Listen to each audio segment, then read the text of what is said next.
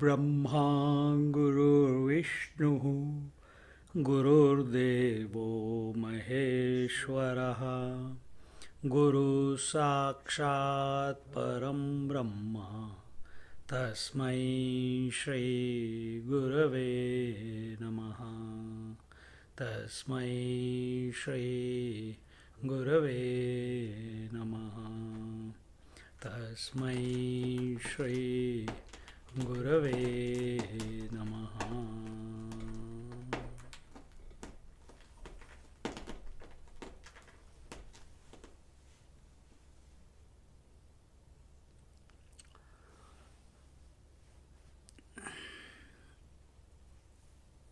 Once,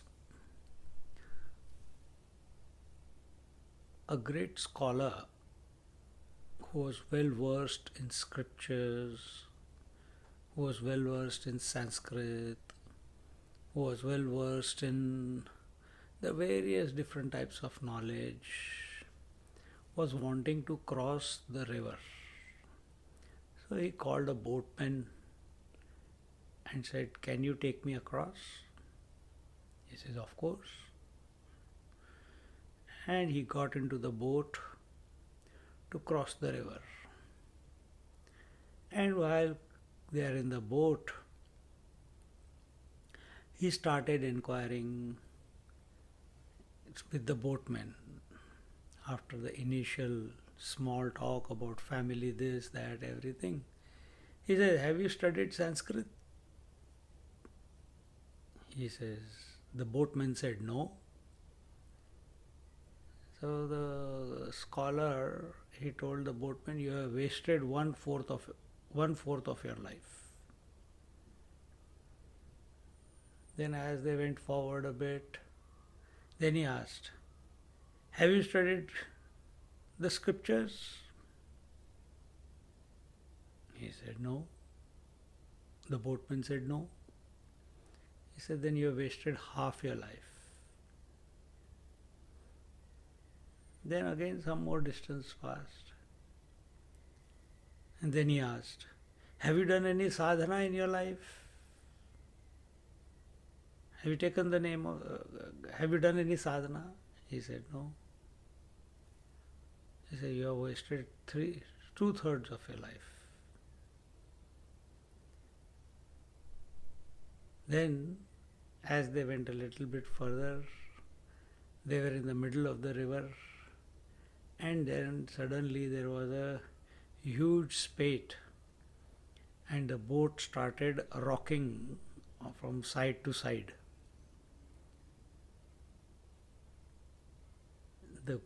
Now it was the boatman's turn to ask the scholar. He said, "Do you know how to swim?" The scholar said, "No." He said, "You have wasted all your life." So, knowing the knowledge of Sanskrit, scriptures, etc., etc., and he wasted three-fourths of his life. But if he didn't know how to swim, he has lost his whole life. So when we apply that to our life, the river is the life that we are wanting to cross. The river of Maya. The river which has caught us, ensnared us. And this body is the boat. And the individual, he learns so many things, he accomplishes so many things, he achieves, accumulates so many things. But all this is equal to zilch if he hasn't learned how to cross the river of this life. Meaning, if he has not learned how to swim through this river so that he can reach the other shore. If that one ability is not there, then you will drown and die. And that is what majority of the beings are doing. They are born in this creation and not knowing how to swim across this river of Maya, this river of life,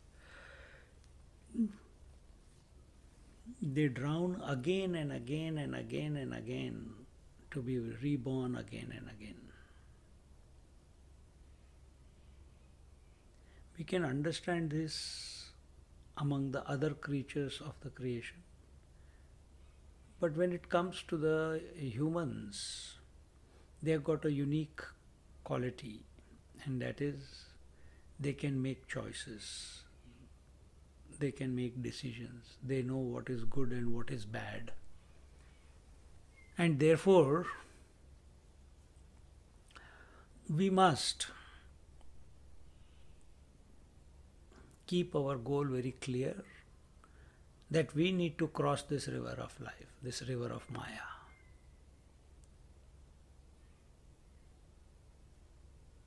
We are taking the illusion to be the real and the real to be an illusion.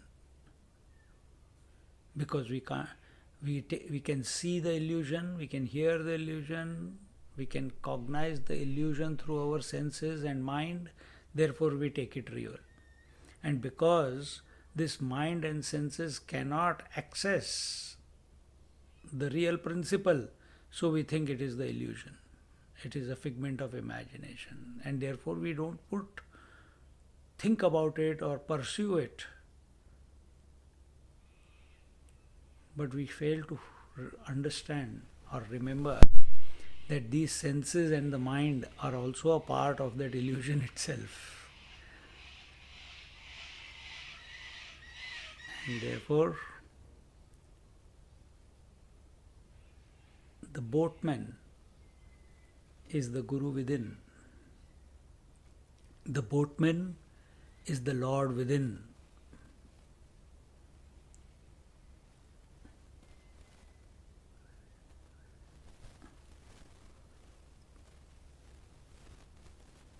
Boatman is the untouched Atman, the self within, in whose presence all the activity of the mind, body, senses is going on. So what does it mean to cross this river of Maya called life? If my mind and senses are themselves a product of this Maya, how will I be able to cross it? Impossible. So we have to hold on. We have to contemplate on that who is beyond the Maya, who is independent of the Maya, who is not affected by the Maya.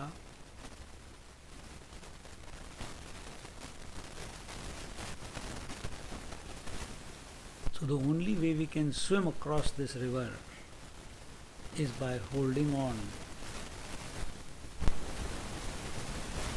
to the Lord in our heart, to the pure self that we are essentially, and He will, that reality will infuse us with the ability to swim across this river of life as Maya. Only He can, because He is already beyond. So therefore, at every juncture of our life, every moment of our life, our attempt must be to invoke that divine spark which is within us as us, but at the moment covered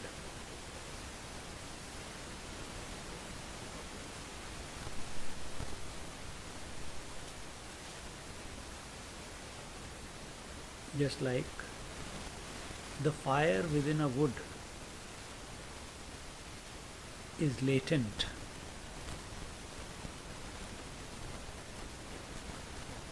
and becomes manifest when a spark is brought closer to it. Exactly the same way, the more we give attention to this divine spark which is latent, the mind is saying it is latent because he can't see it, he can't experience it. But it fails to understand that in the light of that spark, in the light of that divinity within, the mind is also functioning. So the more the mind thinks about it,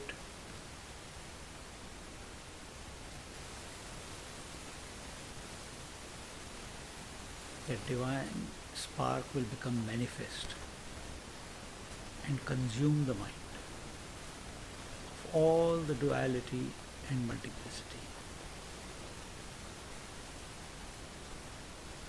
And all that will remain is that one reality, one without a second.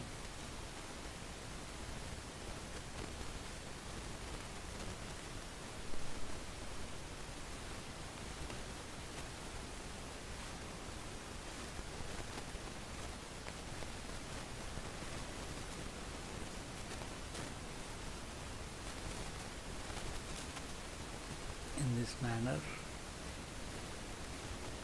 the scriptures tell us, "O man, don't waste your life pursuing joys by going after temporary experiences.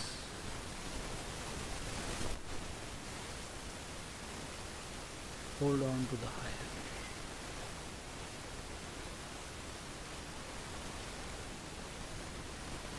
Bring your attention to the divine. Contemplate on the divine within you.